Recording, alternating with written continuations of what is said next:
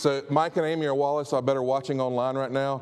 And Mike Wallace has the biggest smile on his face right now.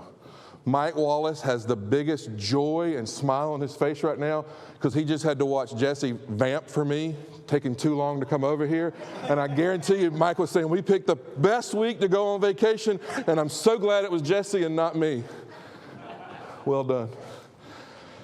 So as I'm leaving the 845 room, the sanctuary, I started laughing at myself because I knew I'd gone long. And I'm walking fast, well, fast for me. And I'm getting ready to preach on hurry. Don't hurry. And there you go. So this is the third week of this mini-series. It's the last week. We've spent time on do not, or unsubscribe from guilt, from fear, from shame. Last week was unsubscribe from worry. This week is unsubscribe from hurry. Happy Father's Day. I didn't say this at 8:45, but I was particularly thinking of dads as I wrote this sermon. There was some other stuff around it that I'll explain to you, but this sermon, as I wrote it and as I worked my way through it, it really was targeted and geared for dads. And so I hope it works. Let's start with the trees. So Jen and I went on a trip this week. We went to Buffalo, to Niagara, and to Erie, all garden spots. I know you're thinking. But that's not really where we went. But it's where we went. And I'll explain it more in a minute. But as we're walking down this hill, it's at Whirlpool. I almost called it State Park, but there wouldn't be a state park in Canada, I guess. Whirlpool National Park outside of Niagara Falls on the Canada side. I saw this tree, and just we're in church, I need to be honest. My first thought was, ooh, here's a good excuse to stop.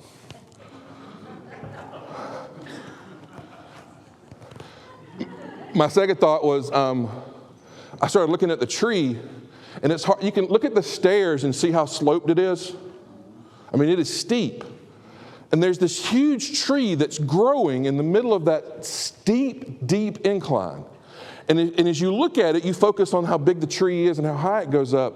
But as I kept looking at it, wanting God to come get me right at that moment, as I kept looking at it, I kept thinking, how is that thing holding on? How is that tree holding on? It is so steep. And you ask that question because you spend so much time looking at what's above ground. What you know and I know that as you start thinking about it is how deep those roots go. And the reason that tree exists is because of what the roots are doing underground and how deep they're going and the nourishment that they're getting. And that happens because of how deep the roots are. Have I said deep the roots are enough? What I'm offering you today, what I'm teaching today, is how to plant those roots. This is a roots sermon. This is a sermon that helps us think about roots, helps us plant the roots, nourish the roots, and grow the roots. All right, so let's go to the Oklahoma girls women's softball team. I'll start with ESPN for the players. I know you talked about keeping the joy of the game, but I'm curious. It's a long season, right? And you guys have had the target on your back the entire time. The win streak being number one. How do you handle the unique pressure that comes with that? How do you keep the joy for so long when anxiety seems like a thing that could very easily set in?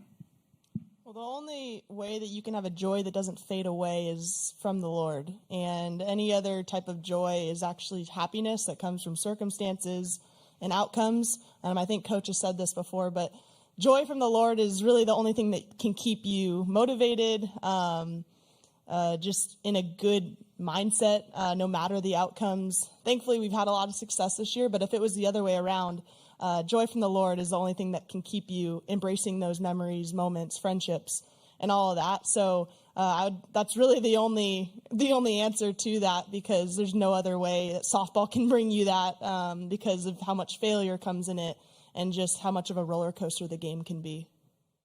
Great line. There's no way softball can bring you that. This is one of the stars on the Women's World Series softball teams. One of their major players saying softball can't bring you joy. Only the Lord can bring you that. It was the best sermon you're going to hear all week, even counting this one. It was amazing. And so that kind of joy, that kind of depth, where does it come from? And so as I was processing through this and knowing the lion's share of this, some of the stuff that happened this week really poured into me and really spoke to me. And knowing there's a good possibility, a really good possibility that our neighborhood's going to be changing in a couple of years. And what's going to be happening around us, that our neighbors of over 100 years may be moving down the street and retail may be coming across the street. What's going to happen to us if that happens? What's going to happen to our world, to our neighborhood? It's going to move a lot faster. Because what's going to happen is while we've had neighbors like us 100 years across the street, what's going to move across the street is retail. What's going to move across the street is business world. I'm not speaking for or against it. I'm not in government. I'm not in politics. I'm the senior pastor of the United Methodist Church here at Smyrna First. What I'm saying to you is there has to be foundational principles to give us roots. And this is one of the roots. This is a deep root for us. And even if it doesn't change, we need to be grounded. Did you see what I did there? Grounded in this. Okay. So what I'm about to say, unsubscribe from hurry, is a spiritual matter. If you were here for the baccalaureate, Campbell's baccalaureate, about 3 weeks ago, I told this story, and this is a little bit over a month ago that it happened. I was in Publix. It happens. I was in Publix, and it was one of those days where I'm thinking through this sermon. I mean, it really was funny. I mean, there are days that I give to sermons that are way out so that I can be processing and watching and making notes and putting. This was one of the don't be in a hurry sermons. And as I'm in Publix, they do what they do when it gets busy. They send employees home. I'm convinced by that. And so I go get in line. I've got not a full buggy, but I've got a pretty good buggy, cart, whatever you want, wherever you're from, whatever you want to call it. And I get in line, and the guy that's in front of me is not writing a sermon on don't hurry. Do you understand what I'm saying? He is furious. And he is angry, and he is mad, and he's in a hurry. And he's doing that thing where he keeps trying to make eye contact with me so that I'll join him in his wrath. You've done it. You've had it done to you. You've seen it. He is doing everything he can to get me to join into his righteous indignation. And I'm not going to do it. I'm not going to do it. I'm writing this sermon on don't hurry. I'm going to stay in this place. You're not taking, devil, get behind me. I'm not doing that to myself. I'm staying right here. Then he starts talking to me. Nope, not going to do it. I'm not going to do this.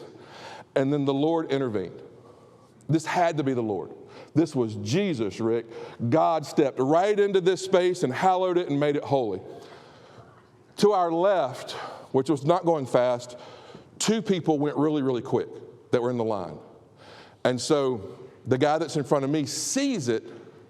He literally knocks me down to get past me so that he can go jump in this line. He's fired up now because God's answered his prayer. He's going to get out of here in a hurry. The person in front of him has 2 items. You with me? 2 items. How many items? 2 items. And as they're doing the first one, the cashier, she lifts up her head to the customer service and says, "Price check." It was beautiful. I mean, it was beautiful. And you know what he does? He looks at me at that moment. And right in that moment, he looks at me and makes eye contact. And I didn't look away this time. He looks at me as if to say, "Can I come back over to you?" And I was like, "Nah, you got to be Unitarian to get that kind of grace. I'm United Methodist. We're not doing, that's not what's happening here. No, you over there, I'm over here. Stay in your lane, bro."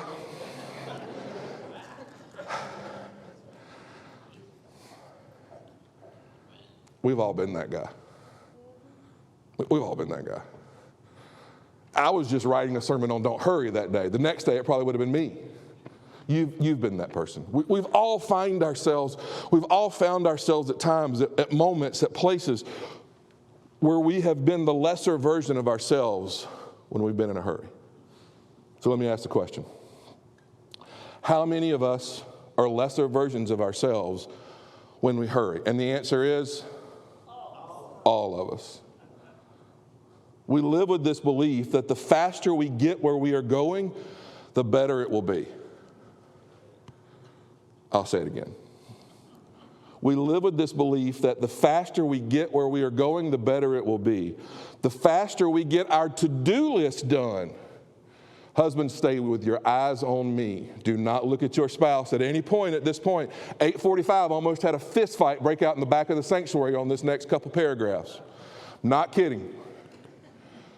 The faster we get to do our to-do list done, the better our lives will be. So many appointments, so many errands. If only we could speed up and rush. I'm inviting you today to unsubscribe from hurry. So here's how you can know. Here's how you can know if you need to unsubscribe from hurry. Here's how you can know if you really need to unsubscribe from hurry. If you are convinced, brothers and sisters, if you are convinced that your life will be better if everyone around you would just hurry up and speed up. Stay looking at me. If you are convinced that your life would be better if people would just be as serious and as committed and as in a hurry as you, I have a button for you to mash. Not hit, mash. Because you need to unsubscribe. Think about how much value we give to speed. Your computer. Computers have changed the way we live in so many ways. Remember dial-up?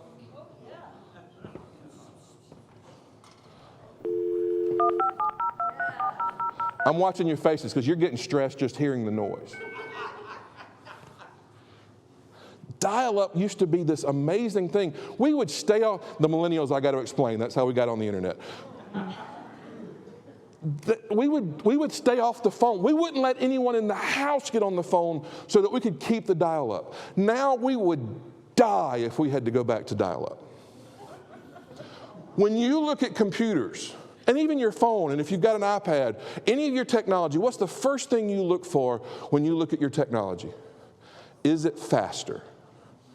What is the speed? When we sell computers, when we focus on computers, all of it comes back to speed. Now we have Wi-Fi at super speeds on special wiring, so gamers, and this is my house anyway, so gamers and workers can function all at the same time. Speed. The next version is always going to be what? Faster. Hurry is all around us in the air we breathe and in the water we drink. And we need speed because there is never enough time. So it's time for corporate and individual confession, y'all. All eyes forward and all heads looking straight ahead. And do not lie to yourself on this one. We're confessing to the Lord God Almighty. How many of you, when you get on the elevator, hit that button for the floor 2, 3, and 4 times because you are convinced it's going to get you there faster? Or when you're standing outside the elevator, you go hit it. Nothing's happening, but you got to go hit it one more time to save yourselves that 0.137. Some of you aren't laughing, and I see you right now. 0.137 seconds because we're that big in a hurry. And here we go. I'm going to speak into your soul for a second. Because it's spoken to my soul first. We know it's not going to get us there faster. So why do we do it? Because it feels better. Because it feels like I'm getting me there faster. It's not accomplishing anything. We know it's not accomplishing anything except for making me feel better because we're so wired to be focused on speed. Wives, now it's your turn to look at me. Do not look at your husbands. How many of you direct traffic with your car horn? Not in an emergency, not in the way because things have gone wrong, but because you want people to go where you want them to go. And so you use that horn as a way to manage the people around you. I have a button for you. The stress is eating you alive. The stress is wearing you out. This need for speed, of getting somewhere in a hurry, of getting somewhere fast. I love how sociologist Jeremy Rifkin put it in his book, Time Wars, and this is, by the way, late 80s. We are a nation in love with speed. Y'all didn't like that car horn part. I caught that. Some of that got hit a little too close to home. I just want to make sure that Jesus knows I caught that. We are a nation in love with speed. We drive fast. We eat fast. We talk fast. We are obsessed with breaking records and shortening time spans. Here it comes. We digest our life, condense our experiences. I did it at the beginning of this sermon with that tree. It wasn't enough for me to see it. I had to show it to you. We do that every day. We condense our experiences, and here's where we get broken. We compress our thoughts because of speed. We've become a people who don't process. We've become a people who don't ponder. We've become a people who won't think through because we're in too big a hurry. Give it to me fast. Tell me what to think. Tell me what I'm supposed to think so I can think what I want to think and move on. And it all comes back to hurry, to speed. We are a culture surrounded, by the way, this was in the 80s. We are a culture surrounded by memos and commercials. While other cultures might believe that haste makes waste, we are convinced that speed reflects alertness, power, and success. Americans are always in a hurry. I know it sounds noble, and it sounds like a value add to say and to stay, we're in a hurry. Are you ready? But it is not how God wired us. It is not how God created us. So here's question number 2. There's no judgment in this, and there's no sarcasm in this question. I need you to hear, I'm asking this question pastorally. How's it working for you?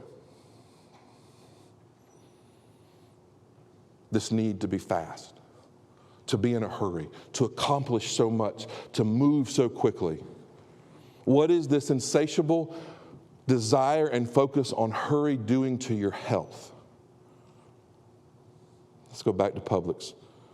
Are you really the best person you can be when you're in a constant state of hurry?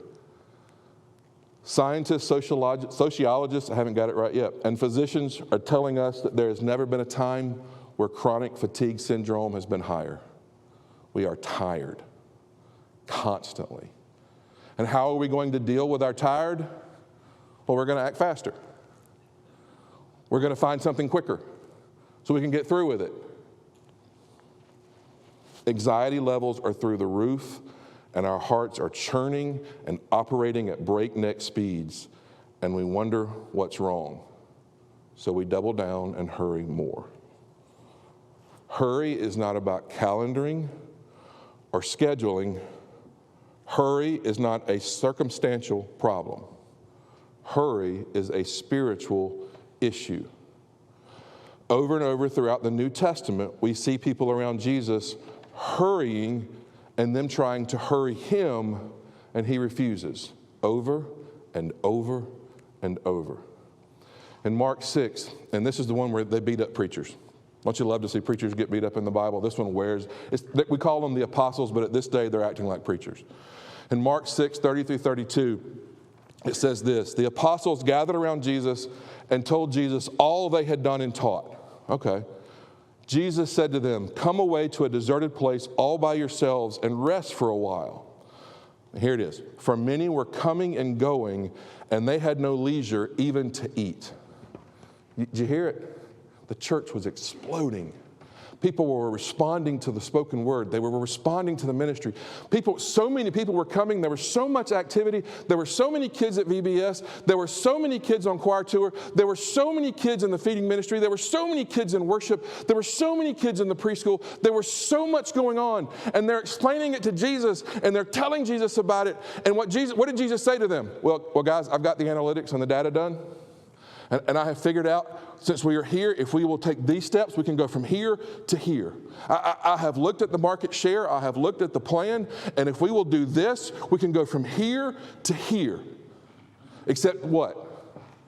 That's not what he said. What he said was, great.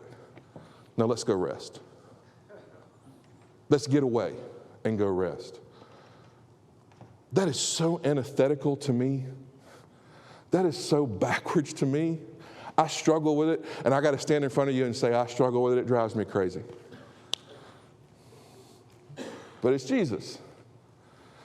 And so I dig in, and I dug in, and I studied it, and I worked my way through it. Remember, I've been doing this for months now and processing this and trying to figure out, this is not the way I function. This is not the way I operate.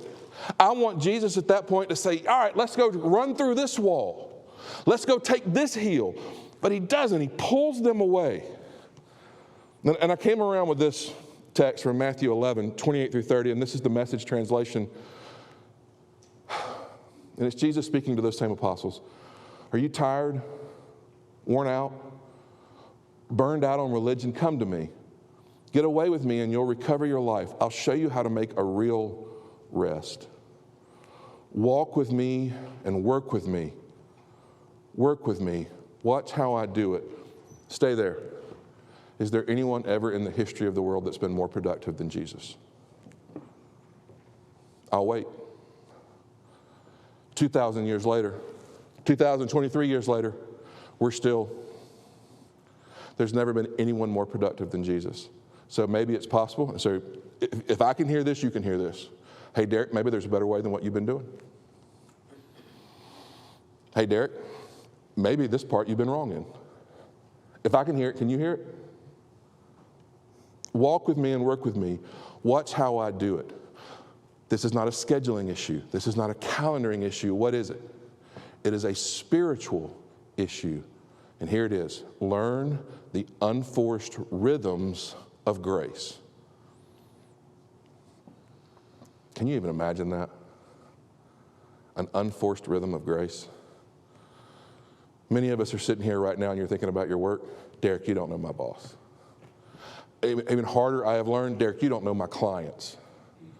I don't. But I know Jesus.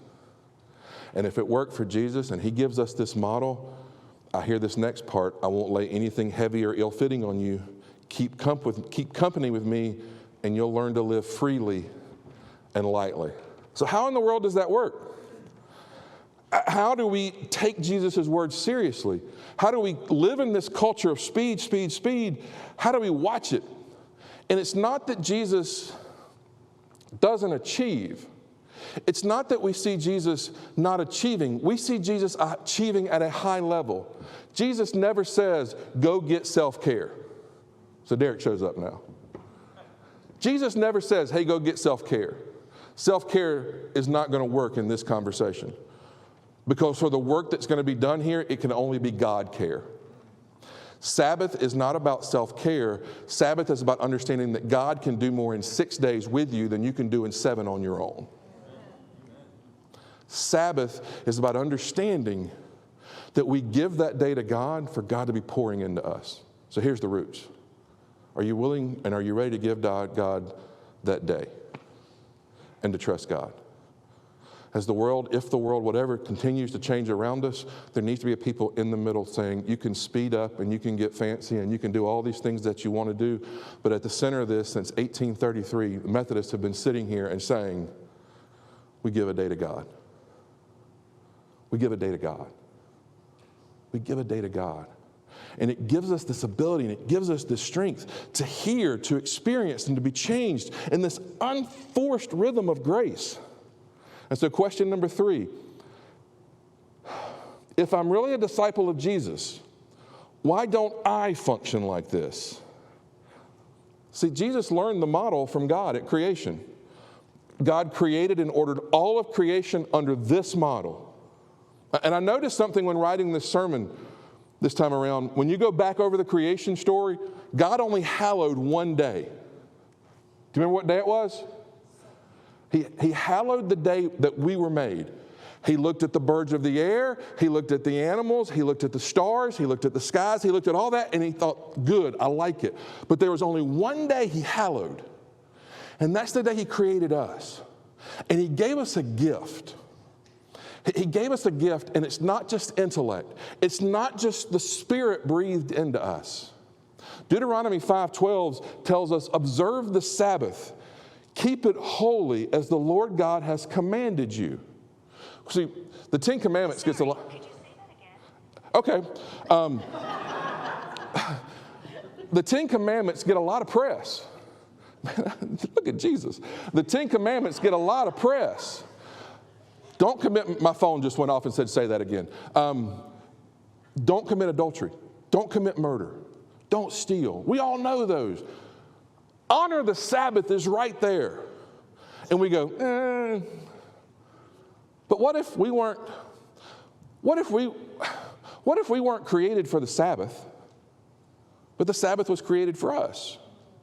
And part of the reason that we're living in this stress and that we're living in this hurried up pace, and it takes 3 cups of coffee to get us going in the morning and 2 Ambien at night to sleep, is because we're living in a way that we weren't wired.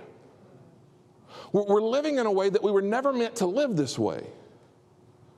And hear that little line there, don't hear it as judgment, because all this is pastoral. That there's a reality in the way that we're functioning and the way that we're operating that isn't the way God intended. All right, let me finish this up. So Niagara, Buffalo, and Erie. 3 garden spots, right? And we've got these Jen took these great pictures. By the way, we saw falls and we thought, it's all right. And on the last day, we saw the Horseshoe Falls and went, oh, that's pretty nice.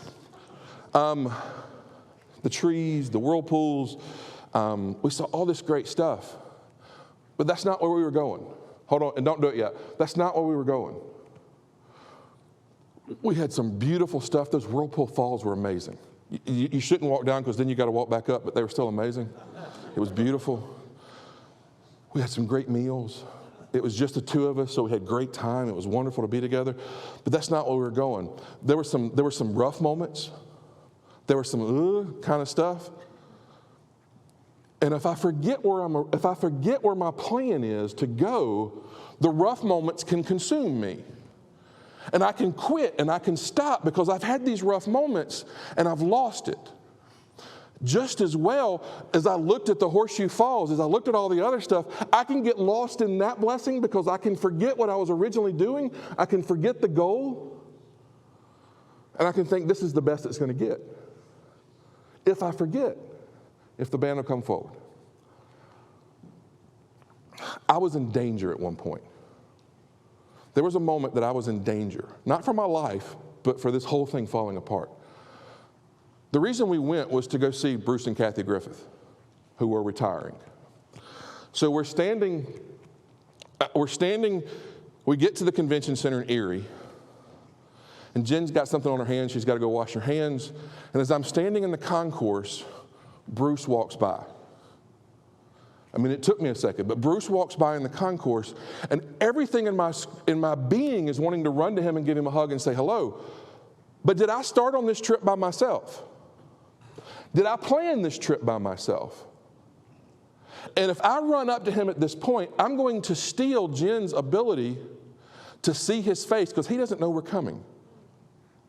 I'm going to steal her and rob her of that opportunity to experience the joy that's going to be here. Now, if I'm thinking about the waterfalls, if I'm thinking about the trouble, if I'm thinking about the stuff, if I'm letting those things consume me, and if I'm staying in a hurry to get to Bruce, and Jen's going to have some feelings on that. And Jen can have some feelings. And not only that, we didn't just come to see Bruce. We came to see Kathy, the 4 of us together. So I sat down, and watched him go by. When Sabbath is at the center of our lives, there are moments when you're in danger. There are moments when everything can fall apart, but Sabbath is about trusting God can do more in 6 days than you can do in 7 by yourself, and that God will provide those opportunities and speak into you and say, ooh, slow down. So I sat there, Jen walks up, and I said, Bruce just walked by. She said, you didn't stop him? And I looked at her, I said, you would have missed him. I've seen her be proud of me before. But the moment that she realized Dads, I'm talking to you. Husbands, I'm talking to you. You want God speaking into you for that moment. That's not why I did it. When she realized, oh my God, he had enough sense here to not grab him so that I could be a part of this. It was a good moment, brothers and sisters. So we're talking, and Bruce and Kathy come up. And when Bruce sees us, his hands go to his knees. He is squalling, crying. And at that moment, all I could think about was, God, thank you for keeping me from stealing this from Jen. Sabbath is made for us, to pull us out of the hurry, to pull us out of the rat race, to pull us out of the pace that steals those moments from us, that has us so stressed out, that has us so angry, that has us so inner focused, so hyper focused that we lose the ability to see beyond ourselves. And so we're going to close differently, the exact opposite of how we normally start. We're going to actually read the scripture at the end. And I want you to hear it after hearing all this, especially the last line. Will you please rise for the reading of the gospel? And join with me. One Sabbath, Jesus was going through the grain fields, and as they made their way, his disciples began to pluck heads of grain. The Pharisees said to him, look, why are they doing what is not lawful on the Sabbath? And Jesus said to them, have you never read what David did when he and his companions were hungry and in need of food? He entered the house of God when Abiathar was high priest, and he ate the bread of the presence, which is not lawful for any but the priest to eat. And he gave some to his companions. Then he said to them, the Sabbath was made for humankind, and not humankind for the Sabbath. It is a gift. Amen? Amen.